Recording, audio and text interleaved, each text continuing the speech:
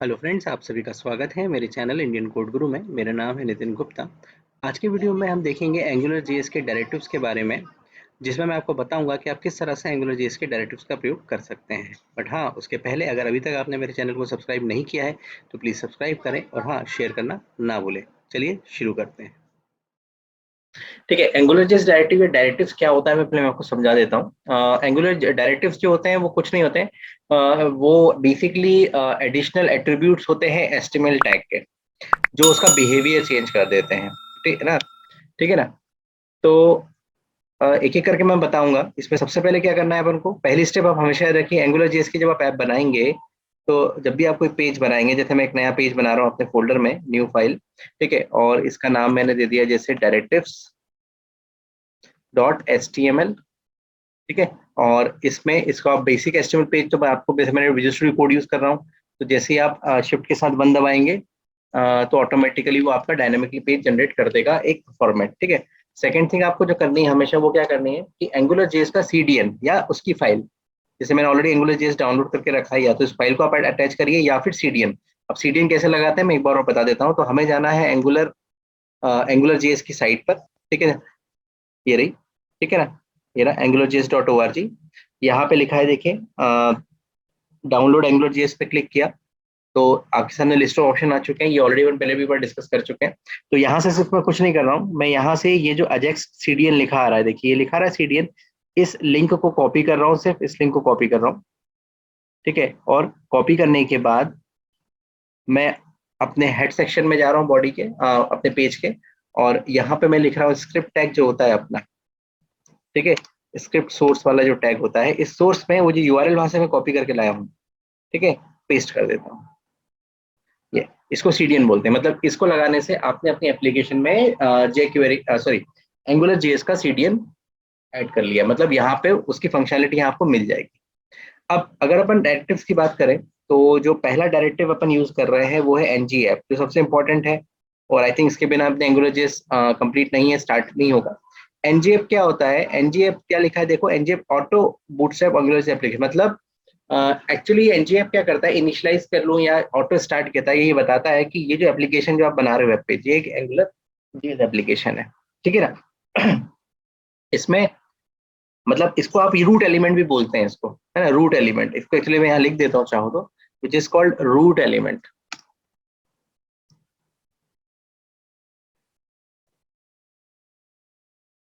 ठीक है, मतलब ये एप्लीकेशन का जो आपकी एंगुलर एप्लीकेशन है उसका रूट है, सबसे टॉप लेवल का एप्लीकेशन।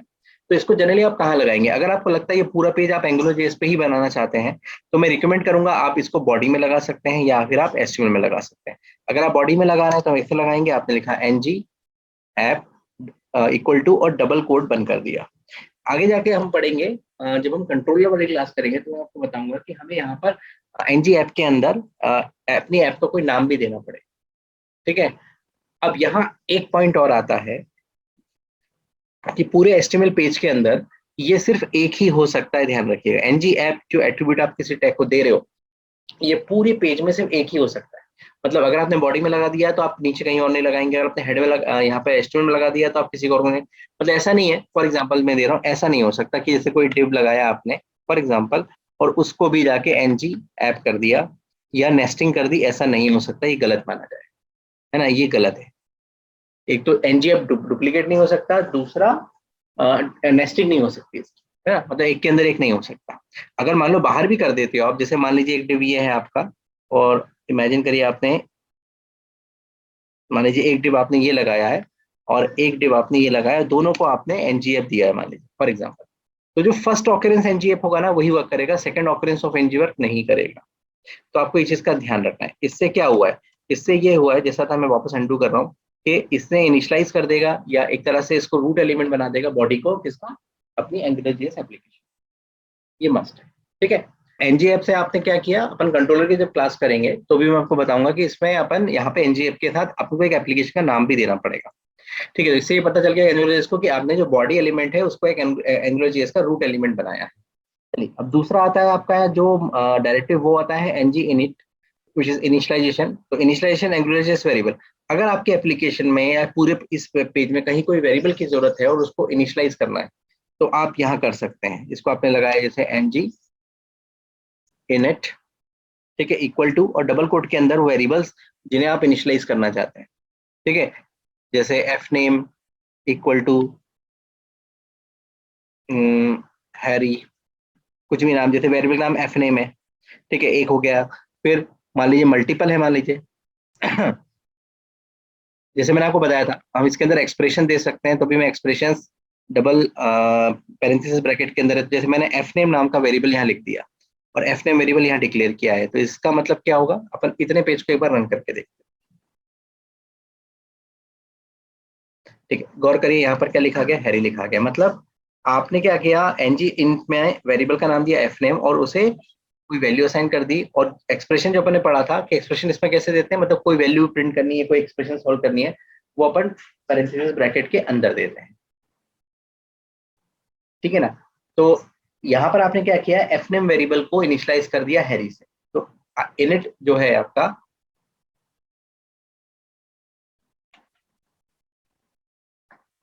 वो किसी वेरिएबल को इनिशियलाइज करने के लिए यूज होता है। अगर आप मल्टीपल इनिशियलाइज करना चाहते हैं, जैसे मान लीजिए एक से ज्यादा वेरिएबल है, तो बीच में सेमीकोलन लगाइए और उसके बाद उस वेरिएबल को दे दीजिए। जैसे मान लीजिए L name, first name last name दोनों इनिशियलाइज करना है आपको, ये सेकंड नेम उसका मान लीजिए पॉटर, ठीक है। अगर कोई और वेरिएबल लिखा है, वो न्यूमेरिक वेरिएबल है, जैसे ए लिखा, ए इक्वल टू 10 करना है आपको सीधे, जो स्ट्रिंग वेरिएबल है वो आपने वैसे असाइन कर दिए और न्यूमेरिक को डायरेक्ट लग दिया। जैसे ये देखो एफ नेम,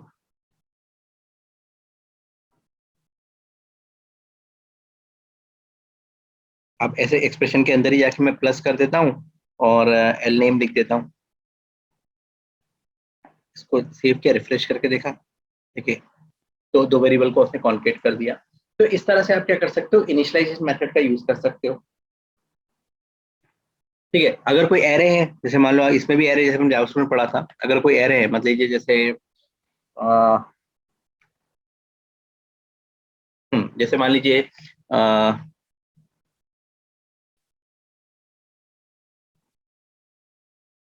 मंथ में नाम का एक एरे ले रहा हूँ और उसके अंदर मैं चाहता हूँ सारे मंथ सेव हो जाए, तो इक्वल टू, और यहीं पे मैंने क्या किया, स्क्वायर ब्रैकेट लगाए, ठीक है, और यहाँ पर एक एक करके मैं मंथ के नाम दे रहा हूँ, जैसे जनवरी, ठीक है ना, फेब्रवरी, मार्च, एपीआर, ठीक है ना, और एक आध और दे देता हूँ बस, ठीक है, मैं, ठीक है ना, मैं चल रहा था, पर ऐसे करके आपको 12 तक देना है, मतलब तो ऐसे आपने एरे भी इनिशियलाइज कर दिया। तो ये जो इनिट है, ये बेसिकली एरे उसको इनिशियलाइज करने के लिए यूज होता है, ठीक है ना। तो अपन एक बार एक्सप्रेशन प्रिंट करा के देखते हैं, किसको, मंथ को, कि मंथ की वैल्यू क्या आती है अगर अपन एक्सप्रेशन देते हैं, तो देखिए पूरा एरे प्रिंट। फिर अपन चलते हैं एनजी मॉडल की तरफ। तीसरा अपना जो है डायरेक्टिव, वो एनजी मॉडल, जिसके डिस्क्रिप्शन में लिखा है bind HTML controls value to the property on the scope object. तो अभी आपको ये चीज थोड़ी सी क्लियर नहीं होगी क्योंकि अभी हमने कंट्रोलर नहीं पढ़ा है, बट ऑलरेडी हम इसको यूज कर चुके हैं। मतलब क्या है इसका, कि जैसे मान लीजिए इनमें से कोई वेरिएबल है एफ नेम, आपने इनिशियलाइज कर दिया है, जैसे तो आप चाहते हो इसको बाइंड करना किसी टेक्स्ट बॉक्स से, क्या आप चाहते हो कि यूजर टेक्स्ट बॉक्स में कोई वैल्यू डालता है, जैसे फॉर एग्जांपल मैंने क्या किया, जैसे देखो मैंने एक बनाया इनपुट टाइप टेक्स्ट और यहाँ पे लिखा एनजी मॉडल, ये ऑलरेडी हम एक बार यूज कर चुके हैं एनजी मॉडल, और इसके अंदर जाके मैंने उन वेरिएबल के नाम डाल दिए। तो मैंने डाल दिया एफ नेम, ये मेरे वेरिएबल का नाम, मतलब एफ नेम एक वेरिएबल है और उसका मॉडल बन गया है ये टेक्स्ट बॉक्स। क्या मतलब हुआ इसका, मैं एक बार और इस दूसरा टेक्स्ट बॉक्स भी ले लेता हूँ। मान लीजिए मैं इसका ले लेता हूँ फर्स्ट नेम और बी आर, ठीक है, और फिर मैं इसको कॉपी कर रहा हूँ नीचे और पेस्ट कर रहा हूँ, और ये हो गया आपका सेकंड नेम, मान लेते हैं जैसे, और इसका मॉडल जो है वो एफ नेम की जगह मैंने कर दिया है एल नेम, लास्ट नेम, ठीक है। मैं चाहूँ तब इसको हटा देता हूँ। तो यहाँ पर चेंज क्या किया मैंने, मॉडल चेंज किया, मतलब मैंने जो वेरिएबल है एफ नेम उसको उसका मॉडल बना दिया इस टेक्स्ट बॉक्स को, और जो लास्ट नेम है उसका मॉडल बना दिया इस टेक्स्ट बॉक्स को, ठीक है। इससे क्या फर्क पड़ेगा, देखिए अब मैं रिफ्रेश कर रहा हूँ तो ये इस टाइप का आया। पहली चीज जो आप देख रहे हैं वो क्या है, देखिए पहली चीज ये है कि जो टेक्स्ट बॉक्सेस हैं, जो टेक्स्ट बॉक्सेस है उनमें बाय डिफॉल्ट देखिए हैरी पॉटर लिखा रहा है, क्यों, क्योंकि अपन ने उसको मॉडल बनाया है उसका। ठीक है, मतलब हमने उस वेरिएबल को एसोसिएट कर दिया है कि दीज टेक्स्ट बॉक्स जो है वो एसोसिएट है, जो उसकी वैल्यू को मैनिपुलेट कर सकते हैं।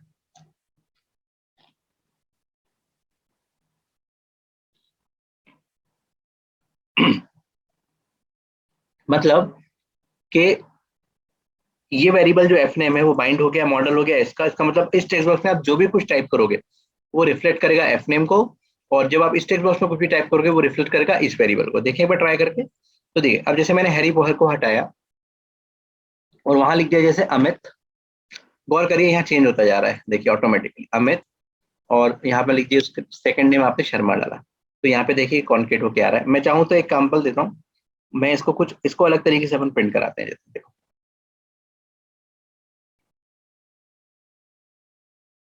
हेलो, और बीच में स्पेस देके थोड़ा सा प्लस, मतलब पहले फर्स्ट नेम प्रिंट होगा, फिर बीच में थोड़ी सी स्पेस आएगी, फिर लास्ट नेम प्रिंट होगा, पहले हेलो लिखा है।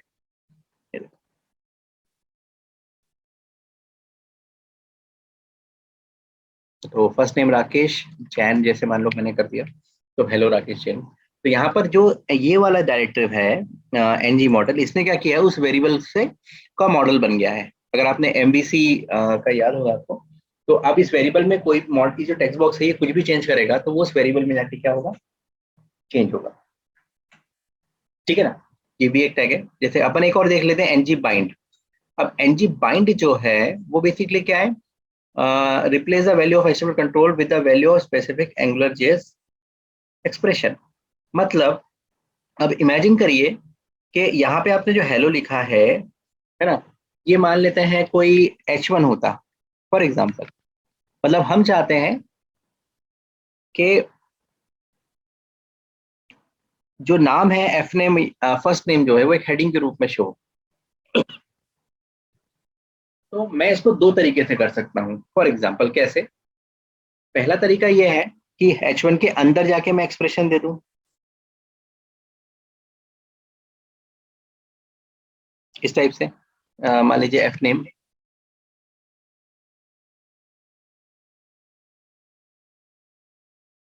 रिफ्रेश किया मैंने तो देखो, ये पहला तरीका, ये सिंपल जो अभी तक अपन करते आ रहे हैं, कि यहाँ मैंने क्या कर दिया कि जो H1 था उसके अंदर ही जाके एक्सप्रेशन डाल दिया। पहला तरीका ये हो गया। तरीका बताता हूँ आपको, देखो H1 लिखा मैंने, अब H1 के अंदर जाके आप लिख दो एनजी बाइंड, ये वाला अपना directive which is NG bind. ठीक है, और इक्वल टू करके आप यहाँ पर उस वेरिएबल का नाम बता दो जिससे आप इसको बाइंड करना चाहते हो। तो होगा ये कि जो एफ नेम आप यूज कर रहे हो, देखो एफ नेम जहां जहां लिखा है, यहाँ भी लिखा है, यहाँ भी, तो यहाँ जो चेंजेस होंगे इस एफ नेम में वो रिफ्लेक्ट करेंगे इस H1 में। तो पहला तरीका आप क्या दोनों में करेंगे, देखो मैं रिफ्रेश करके दिखाता हूँ, ये देखो जो भी आप टाइप कर रहे हो,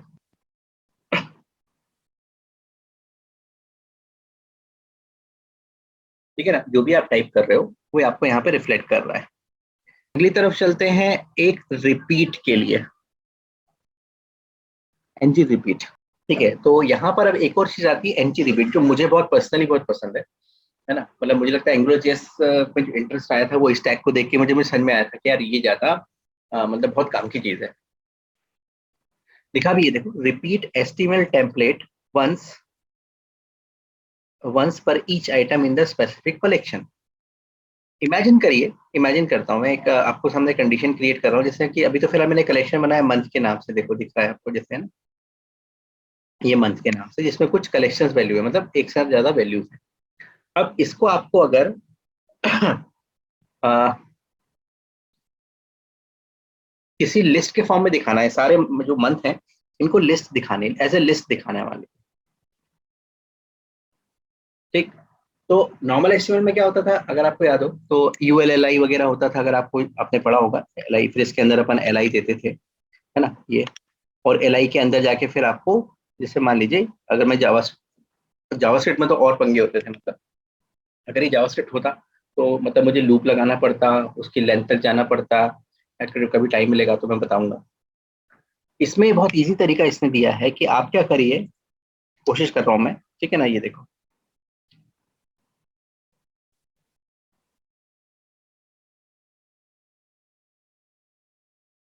ये एनजी रिपीट, ठीक है ना, लिखा है जैसे, तो यहाँ पर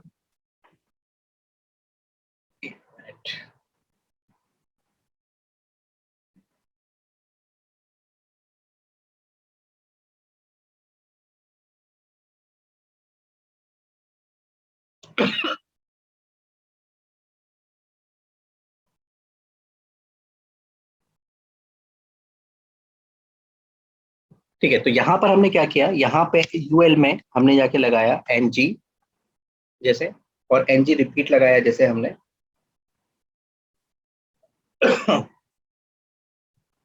ठीक है, एनजी रिपीट,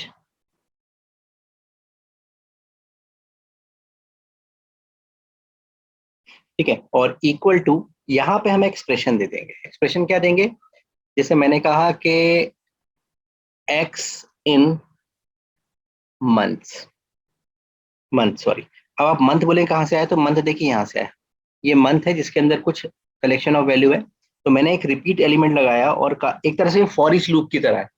मतलब आपने अगर कोई लैंग्वेज पढ़ी होगी, खासकर डॉट नेट में या जावा में, पीएचपी में भी, हर जगह आजकल एक फॉर ईच लूप चलता है, ठीक है ना, इसमें एक एक एलिमेंट फैच करता है वो किसी कलेक्शन में से। तो यहाँ पे हमने कलेक्शन नाम बताया, उसमें से एक एक एलिमेंट एक्स ने फेच कर रहा है, एक्स फेच कर रहा है, ठीक है। अब मैं क्या कर रहा हूँ, इस एल आई के साथ बस ब्रैकेट में जाके मैं क्या करूंगा, एक्स पे एज एक्सप्रेशन यहाँ पर एक्स की वैल्यू प्रिंट करा लूंगा। अब क्या होगा, इसके साथ फायदा क्या है कि ये मंथ के सारे वैल्यू को एक एक करके एक्स में लेगा और यहाँ उसको प्रिंट करता जाएगा और उतनी बार एल आई को रिपीट करेगा। देखें एक बार ट्राई करके,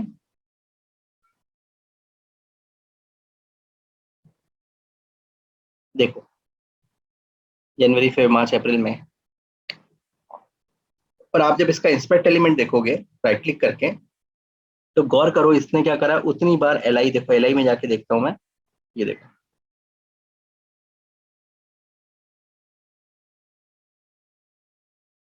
उतनी बार इसने उसको रिपीट किया है।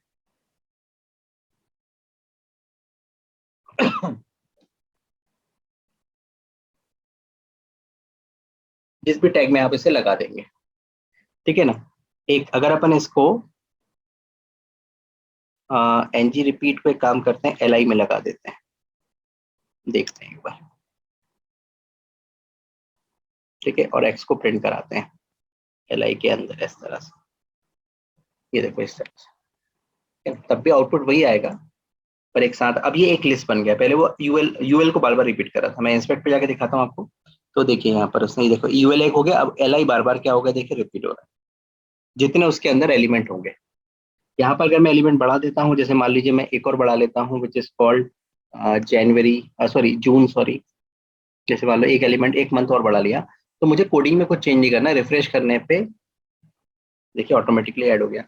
ये मुझे बहुत पसंद है, मतलब खासकर मैं जब एपीआई जेसन वगैरह कॉल करना आपको बताऊंगा इसके अंदर, क्योंकि डेटा जब प्रोसेस होकर डेटा एक एरे ग्रुप में आता है, तो टेबल में शो करना है जैसे मुझे, है ना, तो वापस रो एंड कॉलम वगैरह बनाने हैं तो बहुत दिक्कत जाती है। इसमें क्या होता है, आपने एक लाइन लिखी उतनी रोज बना देगा, मतलब इसको आप टेबल तक के लिए प्रोसेस कर सकते हो। मैं जल्दी से बताता हूँ आपको, देखो जैसे यूएल है, अब मुझे मान लो ये सारे मंथ एक टेबल के फॉर्म में चाहिए, रो कॉलम के फैशन में मान लो, ठीक है ना। तो जैसे अपन एक टेबल बनाते हैं, टेबल एलिमेंट बना लिया आपने, मैं जल्दी जल्दी बना रहा हूँ, टेबल बॉर्डर इक्वल टू मैंने 1 दे दिया, विड्थ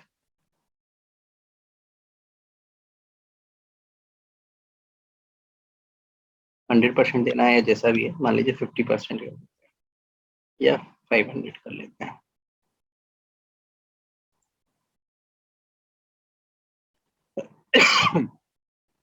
ठीक है ना। अब इसके अंदर होता है टी आर, जैसे आपने अगर पढ़ा होगा, तो अब टी आर लगाना है आपको उतनी बार, ये, तो आपने क्या है वही, जैसे अपन ने यहाँ लिखा था, मैंने एनजी रिपीट ये उठाया मैंने, या इसको यहाँ पर भी अपन लिख सकते हैं एनजी रिपीट, और वही एक्सप्रेशन एक्स इन मंथ, ठीक है, और इसके अंदर जाके अपन ने क्या कर दिया, एक्स को प्रिंट करा लिया, ठीक है, रिफ्रेश किया,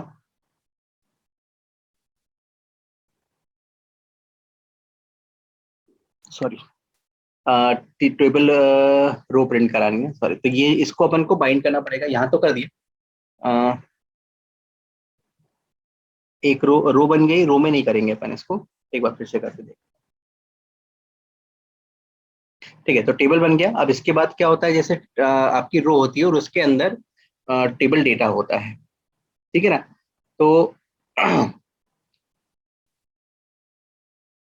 इसमें जो एक्स है ये, इस एक्स को मैं क्या करूंगा, टीडी के अंदर डाल दूंगा। ये एक्सप्रेशन को मैं टीडी के अंदर लिख दूंगा।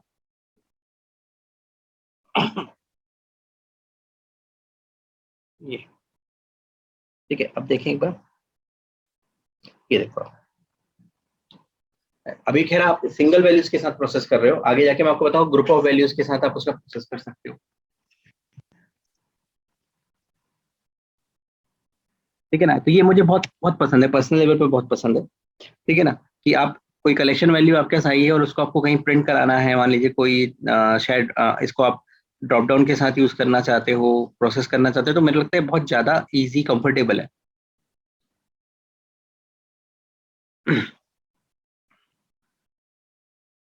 ठीक है, और भी इसका मैं अपना आगे यूज देखेंगे। फिर एक आता है जैसे एनजी शो।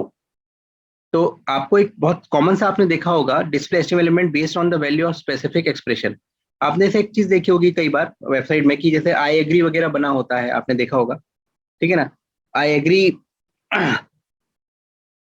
जैसे होता है, तो जैसे एग्जांपल के लिए मैं बना रहा हूँ जल्दी से, which is input type checkbox, और यहाँ लिख दिया जैसे मैंने आई एग्री, और उसके बाद आपने देखा होगा एक बटन होती है बोर्ड फॉर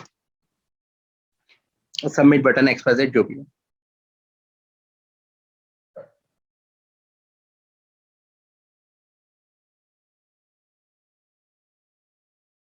इस टाइप से, ये आई एग्री एंड सबमिट, ठीक है।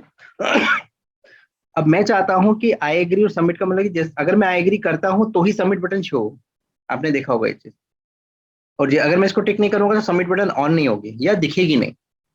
तो उसके लिए हमारे पास एक ऑप्शन है which is called NG show. But इसके लिए हमें क्या करना पड़ेगा, इसके लिए हमें इन दोनों को पहले तो इस चेकबॉक्स को क्या करना पड़ेगा, बाइंड करना, मॉडल मॉडल बनाना पड़ेगा अपन को इसका, ठीक है। तो NG model, NG model equal to, मान लो मैं इसको दे देता हूँ नाम सी एच के, मतलब एक वेरिएबल बनाया मैंने चेक नाम का, और उस वेरिएबल को मैंने इस चेकबॉक्स से बाइंड कर दिया है कि इस चेकबॉक्स की जो भी इनपुट ट्रू फॉल्स प्रॉपर्टी होगी, मतलब चेक और अनचेक दो प्रॉपर्टी होगी, उसके बेसिस पे ये वैल्यू स्टोर करेगा चेक, ठीक है। और आप चाहो तो अपन यहाँ जाके इनिशियलाइज भी कर सकते हैं ऐसे, जैसे आप इसको क्या चाहते हो, फॉल्स, मतलब बाय डिफॉल्ट चेक की वैल्यू आपने क्या कर दी, जैसे फॉल्स कर दिया, ठीक है यहाँ पर। और यहाँ पे जाके बटन पे जाके अपन ने क्या लिख दिया, एनजी शो, ठीक है। और शो कब होगा, चेक पे, मतलब चेक बॉक्स, ये चेक चेक नाम का वेरिएबल है, ये जब ट्रू होगा, ठीक है। तो ट्राई करके देखते हैं एक बार अपन, रिफ्रेश किया, गौर करिए, है ना। देखो आप यहाँ पे बटन नहीं दिख रही, बटन जबकि बनाई है मैंने, पर बटन दिखाई नहीं दे रही। अब मैं आई एग्री पे जैसे टिक करूंगा बटन आ गई, देखिए, और हटा दूंगा तो चली जाएगी, ठीक है। नीचे है, शायद आपको देखने में थोड़ी दिक्कत आ रही होगी, तो मैं अभी फिलहाल ये टेबल वगैरह सब जो दिया है इसको मैं कमेंट कर रहा हूँ अभी, ठीक है ना, और ऊपर ले लेता हूँ इसको मैं, ये देखिए। तो आई एग्री पे टिक करने पे ही बटन आएगी, नहीं के रिटर्न बटन नहीं आएगी। तो यहाँ पे फिर से एक बार मैं एक्सप्लेन कर दूं कि मैंने एक चेकबॉक्स वाला मान लीजिए बनाया है आई एग्री वाला, और उसका मॉडल डिफाइन किया है चेक, चेक नाम का एक वेरिएबल है जो कि लॉजिकल है, उसको इनिशियलाइज भी मैंने कर दिया है, यहाँ पे check equal to false, by default false रहेगा। अब अगर आप इस चेकबॉक्स पर क्लिक करते हो, अगर उस पर टिक करते हो, तो इसकी प्रॉपर्टी बदलेगी, नेचर बदलेगा, मतलब इसकी वैल्यू बदलेगी, या तो ट्रू होगा या फॉल्स होगा, ठीक है। दूसरा, उसके हिसाब से शो होगा ये, जो एनजी शो क्या करता है, चेक करता है चेकबॉक्स की वैल्यू क्या है, अगर चेक की वैल्यू मतलब जो वेरिएबल आपने पास किया है उसके अंदर ट्रू है तो वो एनजी शो कर देगा, और नहीं है तो फॉल्स कर देगा,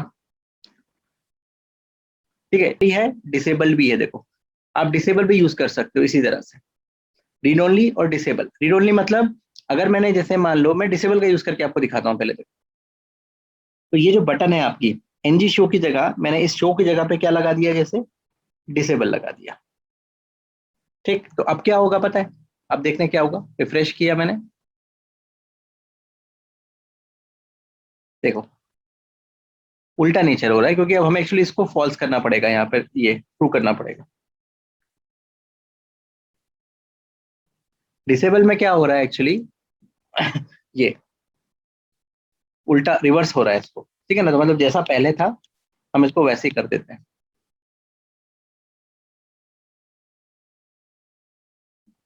तो डिसेबल उल्टा चल रहा है क्योंकि नाम ही डिसेबल है, मतलब डिसेबल करना है कि नहीं करना है। तो डिसेबल चेक की प्रॉपर्टी अगर ट्रू होगी तो वो डिसेबल ट्रू कर देगा, मतलब इसको टेक करना मतलब ट्रू करना। तो उल्टा रिवर्स मैकेनिज्म चल रहा है, ठीक है ना। पर शो में क्या हो रहा था, शो में शो में ये हो रहा था कि वो दिखाई ही नहीं दे रहा था। इसमें क्या हो रहा है कि वो डिसेबल हो जाएगा। इनेबल और डिसेबिलिटी पे आप मेंटेन कर सकते हैं। अच्छा, जो एंगुलर डायरेक्टिव्स हैं बहुत सारे हैं, ये मैं आपको मान के चलो कि बहुत सेलेक्टिव बता रहा हूँ, ठीक है। इसी तरह से रीड ओनली है, जैसे मान लो आपने रीड ओनली यूज किया है ना, तो क्या हो जाएगा, वो टेक्स्ट बॉक्स जो है वो रीड ओनली हो जाएगा।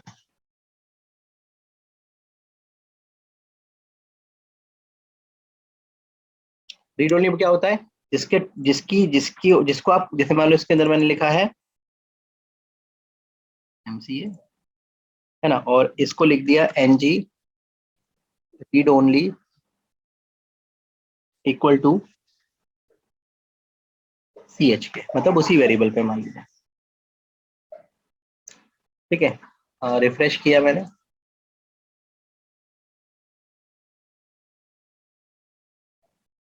ये देखिए मैंने रीड ओनली कर दिया। तो अब इस टेक्स्ट बॉक्स में मैं टाइप नहीं कर पा रहा हूँ, है ना। ये देखो मैं इसको डिलीट नहीं कर पा रहा हूँ, और जब मैं इसको ऑन कर दूंगा तो देखो मैं इसको टाइप कर पा रहा हूँ, और जब इसको कर दिया तो ये फिक्स हो गया। तो इस तरह से आपने क्या है, रीड ओनली कर लिया, सेम डिसेबल हो गया। चलिए आज के वीडियो में सिर्फ इतना ही। अब मिलेंगे हम अगले वीडियो में जो होगा किसी और इंटरेस्टिंग टॉपिक पर। Thank you for watching.